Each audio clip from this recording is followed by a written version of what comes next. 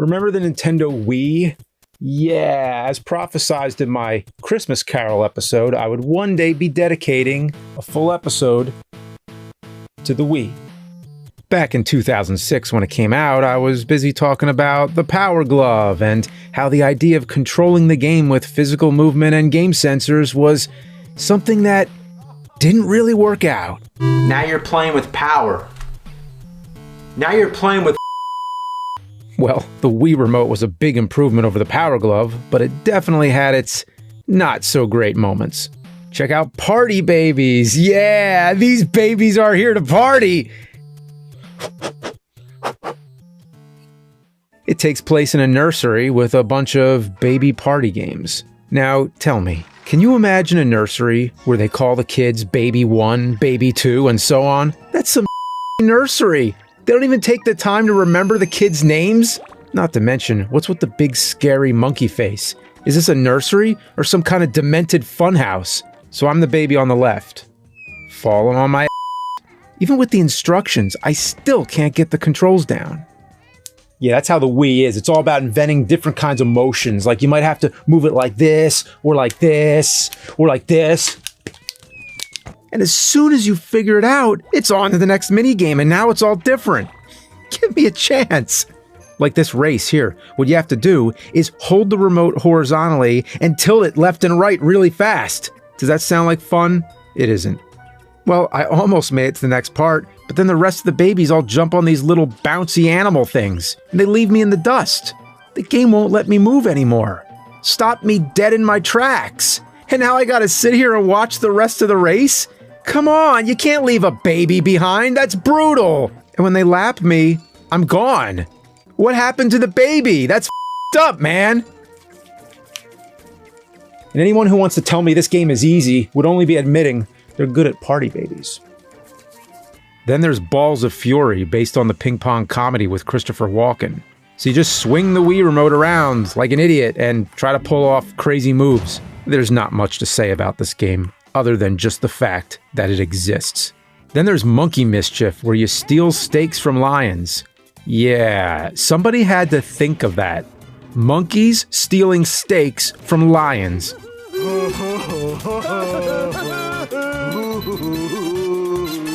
Then there's Billy the Wizard. Oh man, but you think it's a ripoff of Harry Potter, huh? Just you wait, it's a ripoff of Superman 64! All you do is fly through rings. I mean, sorry, they're hoops, not rings. All I do is run into walls and try to make giant U-turns to get myself back around. Oh, these controls suck. It would be like if Superman 64 were broken! But of all the games I've auditioned, I think the one you need to see is Purr Pals. Aww. It's one of those virtual pet games where you raise a pet. First, you pick your cat. And I gotta hand it to them, the customization is off the hook. I can't believe how many different cat breeds they've included here. Oh my, they have a Turkish van. Well, that's just perfect, because I have a real Turkish van for 14 years now named Yeti. And for this occasion, I think you should meet the elusive Yeti. Aw, so damn cute.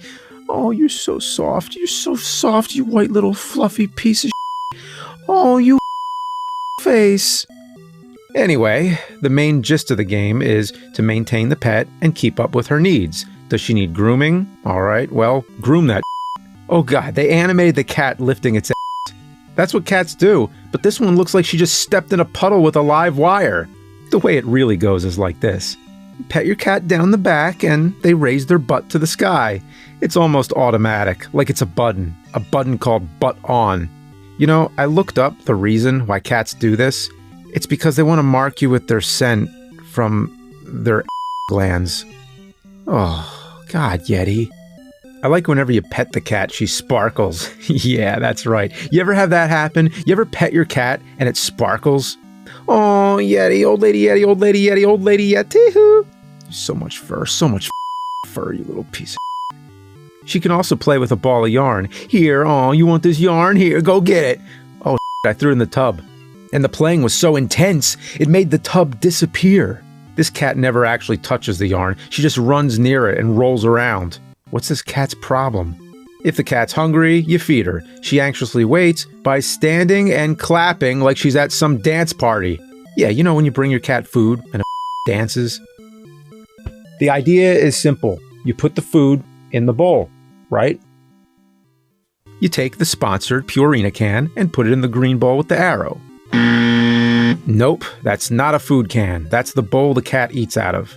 Okay, so you grab the Purina from the inventory on the left and you place it in the Purina bowl. Nope. Okay, you take the Purina from the inventory and place it in the green bowl, and then you awkwardly turn the Wii remote to pour it out. It lands in the bowl and teleports its way into the Purina bowl. Oh, and that other blue dish, never mind that. Why does there have to be so many different bowls? It would have been the simplest thing to program. Just have the food here and the dish here. And also, who puts their cat dish in the direct center of the kitchen anyway? You could even spray the cat with water. Oh, come on, really? Then there's a bunch of mini games like Mouse Hunt. You control a mouse and have to sneak past the cat without getting caught. Wouldn't it be more fun if you were controlling the cat?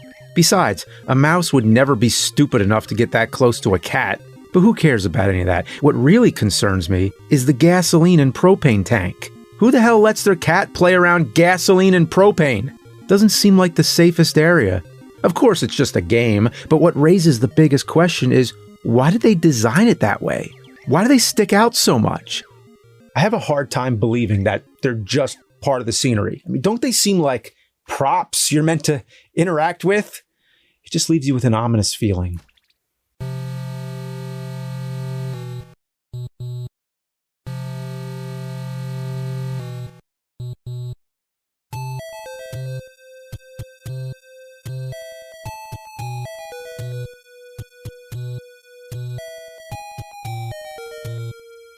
Nothing.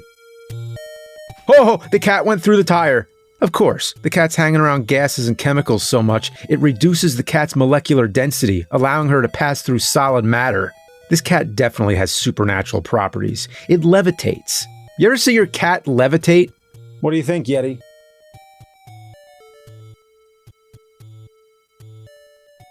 Then there's a golf game. Yeah, golf. You might wonder what this has to do with cats. Well, the cat has an owner, and the owner likes to play golf in the backyard.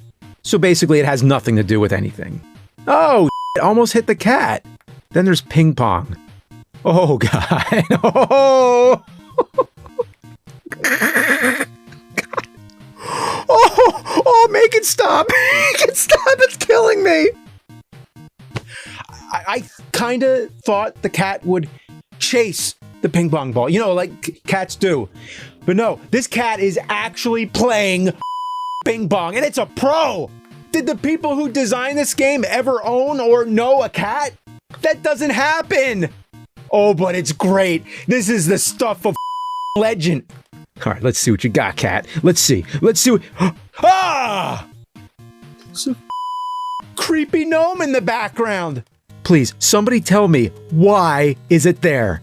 They just put a gnome just looming back there. What's the reason? Who thought, hey, you know what this background is missing? A creepy gnome. This whole scene is not normal. I'd like to see a reenactment of this. You're up, Yeti.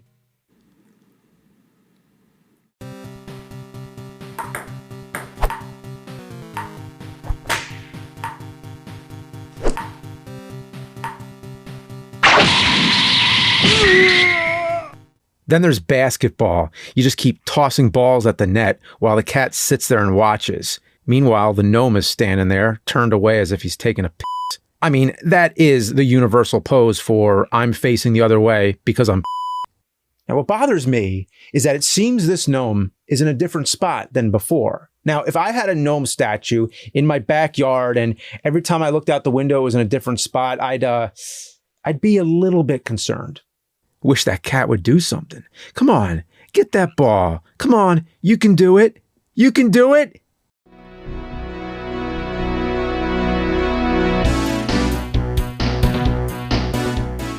Hot damn! Yeah!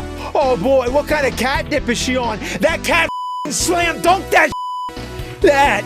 is ingenious and totally unrealistic. There's so many other things they could have included that a real cat would have done. There's, of course, the classic chasing of the laser pen, the game we like to call Kill the Red Dot, which is in the game, basically. But what about drinking out of the sink? That would have been a good one. Aim the cat's tongue to catch the water. I've often wondered why cats never drink the water after you fill the dish. I mean, it's the same exact water that came out of the faucet. Yeah, but what fun is the dish? I mean, they want the water to be fresh and flowing. Those picky little How about a stage where you have to open the door for the cat, but the cat changes its mind, so you have to keep reopening it? Or how about when you're trying to walk and the cat stays one step in front of you, so you gotta walk really slow? I mean, I wouldn't want to walk near somebody's legs. I mean, it's just this big giant coming at you. I mean, why do they do that? Or how about when you're trying to go down the steps, but they run past you because they gotta race you to the bottom? Or how about a stage where you control the cat leaping onto different furniture to get up high? Yeah, you've never seen a cat think so hard as to when it's planning the trajectory of its next jump. The ultimate goal is to reach the highest spot. You know, it's the King Kong complex. Climb to the highest peak to show who's boss. How about a stage where you get up out of your chair and then have to race back before the cat steals your spot? How about a target practice game where you gotta claw the cursor on the computer screen? How about one where you headbutt your owner, or one where you climb into their lap and then just sink your claws in there? Or where you chase their foot under a blanket like it's a moving animal? How about one where you close the closet door not knowing the cat's in there? Now you think the cat would meow because having the door open would mean they can come out whenever they want. But no, they're not ready to come out yet, so they're gonna wait hours, then they're gonna meow because cats only think in the moment. So anyway, that's a lot of ideas right there. But no, how on earth did they come up with cats shooting arrows at hearts? It's those damn cats again, always up on the ledge shooting those hearts with an arrow. Who's holding the bow anyway? And where are the other cat's ears? Then there's a Simon Says game called Copycat, where you watch the colored lights and then copy the same pattern. Meow, meow, meow, meow. You gotta love how the cats poke their heads out. I especially love the one that jumps out the top. Then there's a singing game where you have to catch the notes.